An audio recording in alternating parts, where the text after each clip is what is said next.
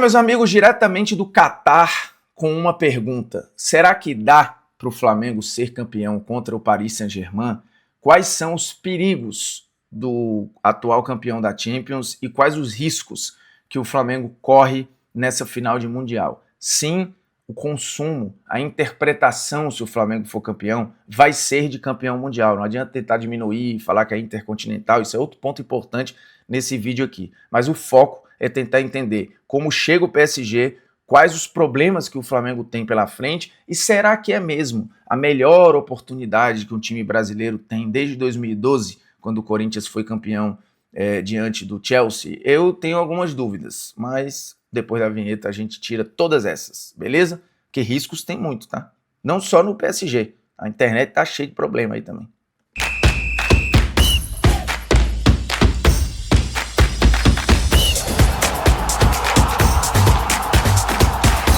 Fala moçada, beleza? O Bruno Formiga na área, nada mais convidando você diretamente deste quarto luxuoso aqui em Doha, no Catar, a se inscrever no canal, tocar na notificação, deixar o seu like, seu dislike, comentar o conteúdo aí, compartilhar o conteúdo nos seus grupinhos de WhatsApp, me seguir também lá nas redes sociais. Cara, Doha é uma cidade bem impressionante, viu, do ponto de vista de tecnologia, arquitetura moderna, iluminação, meu irmão, é carro de luxo para todo lado, porque enfim, tá falando de um país pequeno, com poucos habitantes, mas muito dinheiro, né? Que inclusive atrai gente do mundo todo. Em Doha aqui, 30% da população é catari, né? A maioria das pessoas vem de outros lugares do mundo. Então a gente está falando de um lugar aqui que de fato tem para dar e vender. E literalmente para dar, porque os catares não pagam gasolina e ainda recebem uma ajuda robusta do governo. E eles não pagam a gasolina. Carro aqui é muito barato. Você vê caminhonete bizarra, assim, sabe, grandona e bonitona e potente, que no Brasil, sei lá, vai ser 300, 400 mil, aqui é 60, 70, bizarro, Mas vamos lá, o foco aqui é o PSG, os riscos que o PSG representa para o Flamengo, como é que o Flamengo pode tentar entrar na defesa do PSG, o que o Flamengo precisa fazer para evitar sofrer e ser machucado por um time que na temporada passada claramente foi o melhor time do mundo, o melhor time da Europa. Nesta temporada, o ritmo caiu um pouco, o Luiz Henrique tem inclusive rodado bastante o seu elenco, assim, tanto no campeonato francês quanto na Champions, tem conseguido fazer ali uma mescla, então existe, óbvio, uma base de time titular, mas você tem mexidas ali no ataque, também o Luiz Henrique teve alguns problemas de lesão na temporada, mas ele tem rodado bastante o elenco, coisa que o Felipe Luiz também tentou fazer durante toda a temporada. Se a gente pegar o ano do PSG, o PSG tá batendo 70 jogos aí, não é tão menos que o Flamengo, mas óbvio, o PSG teve férias ali no meio do ano, um período curto, é verdade, porque o PSG teve a Copa do Mundo de Clubes, mas no geral é um ano desgastante para o PSG, assim como tem sido para o Flamengo, mas o Luiz Henrique já falou sobre o assunto, o Felipe Luiz também, e eles têm tentado ali fazer todo o controle de carga, e os dois consideram que tanto o PSG quanto o Flamengo chegam fisicamente muito bem para esse jogo, que é gigantesco, né? É sempre legal ver o duelo do campeão da Libertadores contra o campeão da Champions. E aí, para começo de conversa, é importante falar, Bruno, mas agora tem a Copa do Mundo de Clubes, então esse intercontinental aí tem um valor menor. Ganha para tu ver se vai ter um valor menor. Hoje, o Intercontinental para os sul-americanos tem etapas a mais, né? O Flamengo precisou passar primeiro pelo Cruz Azul, para depois passar pelo Pirâmides, para aí então chegar no atual campeão da Champions. Antigamente, o Intercontinental, que já tinha esse nome, mas sempre foi consumido como Mundial, ele era um confronto só do campeão da Conmebol com o campeão da UEFA, isso durante décadas, ali nos anos 60, 70, 80, 90, até a FIFA em 2000 criar o seu Mundial de Clubes, depois voltar com um outro formato ali em 2005 e manter esse formato até um dia desse, quando criou a Copa do Mundo de Clubes, que é uma invenção maravilhosa. Mas o Intercontinental se resumia só ao duelo campeão da Champions contra o campeão da Libertadores. Clubes mexicanos de outros países sempre quiseram entrar ali, mas a UEFA e a Conmebol, que tinham a chancela da FIFA, sempre fecharam as portas. Então o Intercontinental era com essa nomenclatura, mas tinha o consumo de campeão mundial. E agora vai ser a mesma coisa. Se o Flamengo ganhar do PSG, ele vai ser considerado um justo campeão mundial. Aí você vai dizer, putz, mas vai ter 2 campeões mundiais no mesmo ano e tudo isso já aconteceu. Lá em 2000, quando ela criou ali o Mundial de Clubes, que o Corinthians foi campeão, naquele ano 2000, o mundo teve 2 campeões mundiais. Teve o Corinthians e teve o Boca no mesmo ano. Então, assim, não é uma questão, tá? Se o Flamengo ganhar do PSG, ele será campeão mundial. E o PSG, se ganhar do Flamengo, será campeão mundial. PSG este que não vai vir a passeio, e não veio a passeio para Doha, por algumas razões. Primeiro, o Catar é o país fiador, né, que banca o projeto PSG. Então, eles estão em casa, basicamente, na casa financeira, na casa econômica do PSG. É Doha, é no Catar. Então, isso por si só já vai fazer o PSG dar relevância ao jogo. Será o jogo, obviamente, com a maior quantidade de público, tem muitos fãs do PSG por aí, gente que veio de outros países para ver o PSG, de países próximos e tal. Aqui no Catar está rolando a Copa Árabe, que tem chamado muito a atenção, a final vai ser Jordânia e Marrocos um dia depois da final do Intercontinental, e muita gente que está aqui para ver a final entre Jordânia e Marrocos tem grandes chances de ir para o jogo, muito por conta do PSG, óbvio, tem torcedores do Flamengo aí, mas não são muitos, assim, ainda, pelo menos. Pode ser que eles comecem a chegar hoje, amanhã, enfim. Mas o fato é que será consumido como mundial, o que dá ao PSG é algo que ele ainda não tem, né? Seja um intercontinental ou mundial, é uma chancela a mais dentro desse projeto esportivo que já dominou a França, que conquistou a Europa, que era uma obsessão, já é uma grife mundial, consumida no mundo inteiro, e que pode ter um título a mais, um título inédito que o clube nunca chegou nem perto de ter. Então, óbvio que eles vão chegar afim. Como todos os europeus com mais ou menos energia chegam, ninguém vem a passeio, ninguém fica blasé, tipo, vamos jogar aí, porque enfim, tem que jogar. Esse é um discurso que na prática não se consolida. Assim, os times podem jogar 20, 30% a menos do que poderiam se fosse um clássico europeu, um jogo contra o Real Madrid, um jogo com o Bayern, que óbvio o nível de motivação, de engajamento para esses jogos, isso acaba sendo maior, mas dizer que os caras vêm ali para tocar bola como se viessem fazer um treino de luxo não é verdade, assim, é se iludir e querer diminuir a conquista dos outros. O PSG vai jogar a Vera, viajou com todo mundo, menos o Hakimi, que está lesionado, mas o Marquinhos e o Dembélé, por exemplo, que ainda são dúvida para o jogo, viajaram e podem jogar. O Marquinhos não jogou no final de semana, o Dembélé está fora já há 2 rodadas, também por uma questão de lesão. O Dembélé não faz a mesma, não tem a mesma temporada passada, mas continua sendo um jogador muito desequilibrante e é o atual melhor jogador do planeta, dono da Bola de Ouro, um prêmio acho que com justiça. O PSG é um time de muito talento, caiu um pouco de produção em relação à temporada passada, mas o Luiz Henrique tem feito mesclas, né, tentando fisicamente manter o PSG, como eu já falei. Então, esse é um ponto. Quem ganhar vai ser campeão mundial e o PSG provavelmente vai jogar a Vera. Ele não está aí de passeio. É um jogo, sim, de risco pro Flamengo, de muito risco. E que, obviamente, o PSG é favorito e todas as casas de aposta dão o PSG como favorito. Por falar em risco, eu queria só contar uma história rapidinho aqui, porque em novembro aí a gente teve Black Friday, né? E aí a galera, putz, várias oportunidades, não sei o que. Eu sabia que eu vinha pro Catar muito provavelmente.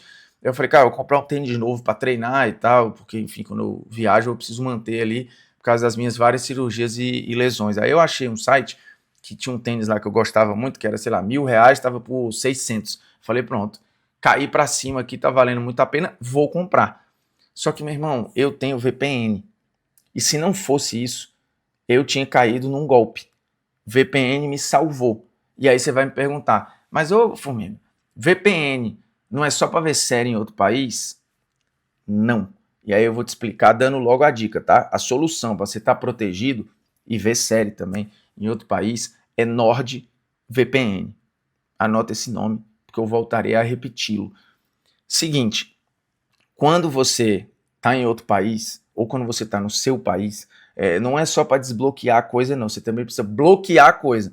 NordVPN, por exemplo, é tipo um guarda-costas que você tem 24 horas para navegar nessa selva digital que a gente está vivendo hoje em dia. Aí você precisa de alguém para te dar o mínimo de segurança. Sabe aquele sitezinho que foi o que eu quase entrei, que é site fake, o NordVPN bloqueia. Sabe o que mais? Assim, 85% desses sites aí, aqueles sites de phishing, por exemplo, antes de você clicar, ele já te avisa e já bloqueia. Malware, que é aquele famoso vírus, verifica tudo quando você faz qualquer tipo de download e tal. Se tiver vírus, bloqueado na hora. E tem mais, tá? Tem Dark Web Monitor, que é o quê? 24 horas monitorando se vazaram seus dados na Deep Web. Aquele lado sombrio na internet, NordVPN te protege. E os seus dados são todos com criptografia robusta. Então, assim, mesmo se a VPN cair, os seus dados não vão ficar expostos. E o melhor, eles não rastreiam o que você faz online. É privacidade de verdade, porque tem muita gente vendendo privacidade que no fundo não tem privacidade nenhuma. E aí você me pergunta, pô, mas isso deve ser muito complicado. Não, é literalmente com um clique. Clicou e você está protegido e com suporte 24 horas por dia. Segurança com um clique, NordVPN, o link está na descrição. Eu vou até deixar o recado por um tempinho mais, enquanto a gente volta ao assunto aí, para você não dar mole, beleza? Aproveita, velho, porque tem muito perigo por aí. E o Flamengo encontrará alguns perigos contra o PSG. Eu tô aqui no Futebol Lineups, que é um site que eu uso para estudar e ver escalações, tal, as principais substituições que os times fazem e tudo.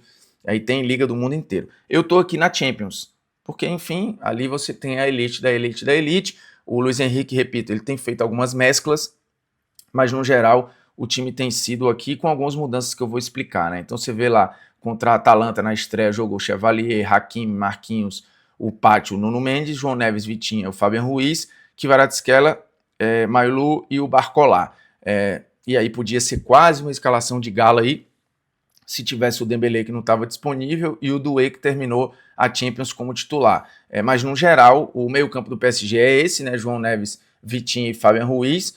E neste momento o Zaha Emery tem jogado na lateral direita porque o Hakimi está machucado, então muito provavelmente deve ser o Zaha Emery na lateral direita no jogo contra o Flamengo. Inclusive isso aconteceu no jogo contra o Tottenham, o jogo contra o Atlético, com o Atlético Bilbao. Lembrando, o PSG só foi derrotado pelo Bayern de Munique, que nesse momento é o melhor time do planeta, né? Bayern e Arsenal ocupam esse lugar que o PSG ocupou em parte da temporada passada. E por que eu digo em parte da temporada passada? Porque o PSG até ali mais ou menos outubro, novembro do ano passado, ele estava não em crise, mas estava patinando. Tanto que ele correu o risco de nem classificar para a fase seguinte de mata-mata da Liga dos Campeões. Acabou que o jogo contra o City foi uma virada de chave e a partir dali o PSG não só passou a ter os resultados, como passou a amassar os adversários, a jogar num nível muito alto. E aí entrou no mata-mata numa outra rotação e chegou à final como favorito e fez o que fez com a Inter de Milão em Munique. Mas a virada, e aí você teve já o PSG perdendo a Copa do Mundo de Clubes na final para o Chelsea, né, onde nada funcionou, o Chelsea passeou em cima do Paris Saint-Germain, e de lá para cá o PSG tem momentos, mas não é aquele PSG rolo compressor que a gente viu na temporada passada. Ainda é um time que sai de pressão com muita facilidade, porque tem um meio de muito controle, né? O Vitinha, principalmente, que acaba sendo o primeiro homem desse meio campo. Fabian Ruiz e João Neves, que são bola de segurança. O João Neves está jogando mais até do que na temporada passada, é um dos artilheiros do time, né? É uma versão mais goleadora do João Neves nessa temporada. Fabian Ruiz que pisa bem na área. E o ataque tem tido algumas trocas aí. O nome mais constante na temporada é o do Kvaratskhelia, porque o Dembélé teve problemas de lesão e o rendimento já não é tão avassalador como foi na temporada passada. O mesmo vale para o Doué, que tem tido também uma minutagem picotada. O Barcola parece ter recuperado espaço, mas no geral o PSG é esse, né, com o Chevalier, que tem sido a aposta no lugar do Donnarumma. Você tem o Safonov em vários momentos sendo usado ali também, mas o que deve jogar é Zaha Emery, Marquinhos, Pátio, Nuno Mendes. Aí essa linha é muito forte, né? O Nuno Mendes é disparado o melhor lateral esquerdo do mundo no momento.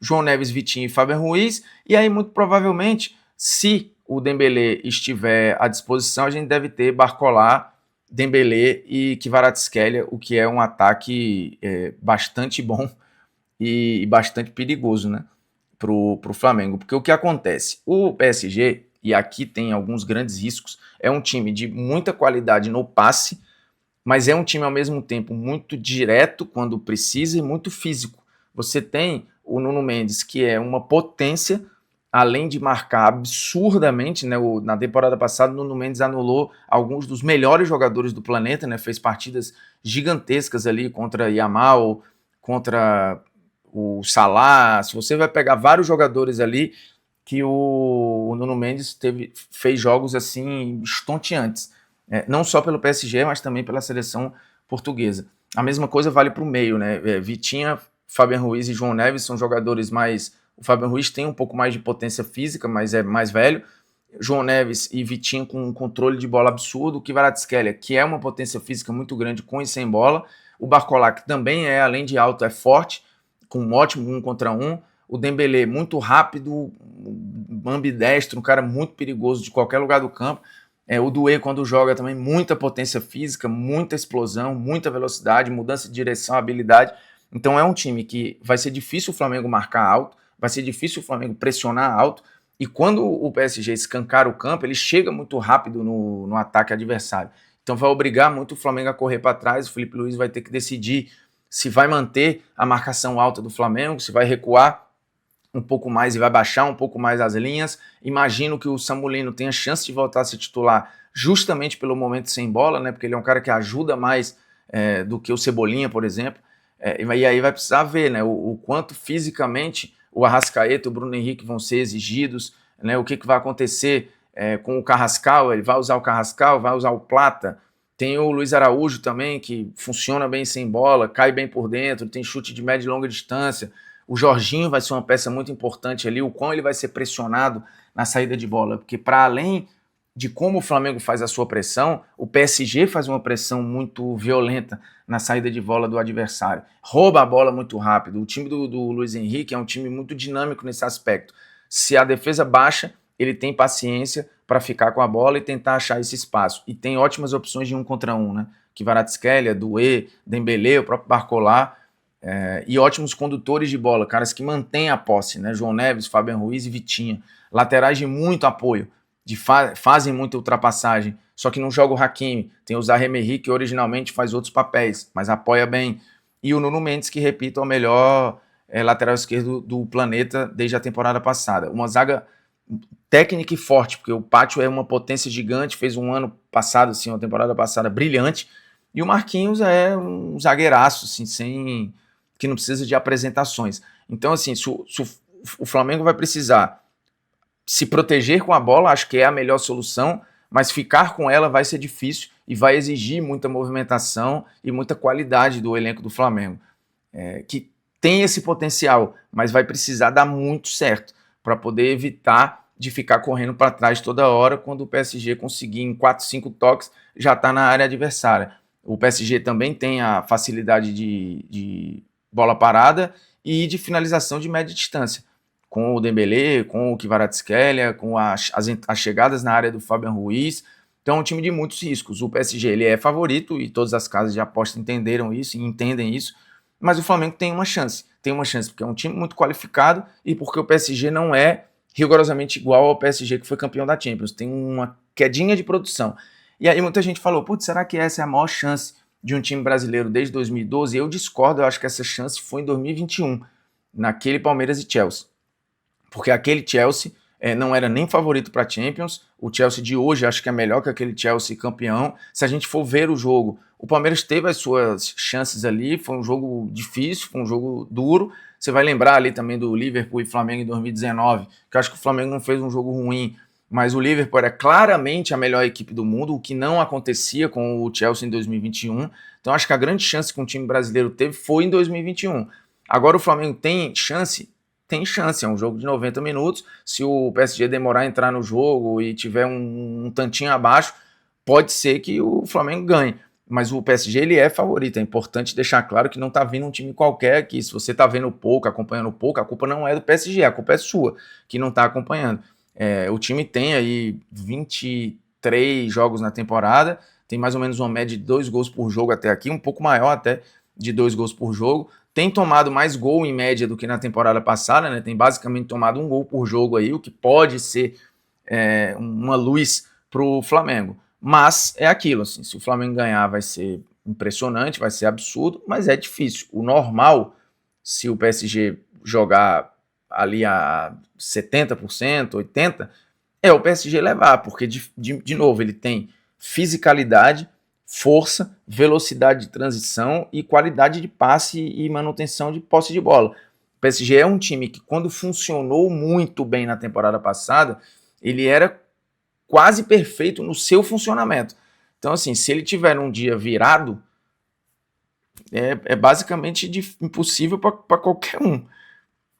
Como foi para a Inter, como foi para vários adversários na temporada passada. Mas o time caiu um degrauzinho.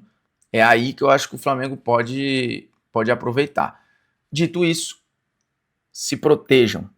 Fica o reforço de NordVPN. O recado está na descrição do vídeo, beleza? Não demole quando você estiver passeando aí nesta selva digital. Do mesmo jeito que o Flamengo não pode dar mole contra o PSG. Não sei se o Flamengo vai ter uma VPN para ter mais segurança, mas você pode ter, beleza? Porque lá no jogo, o jogo é jogado e é imprevisível, qualquer coisa pode acontecer. Na internet, se você estiver preparado, você diminui aí 85%, 90% de chance de dar uma surpresa desagradável, beleza? O link está na descrição do vídeo, é nóis, tamo junto e um abraço. Boa final para todo mundo, valeu? Para quem vai secar, para quem vai torcer, para quem vai só se divertir. Tamo junto, é nóis.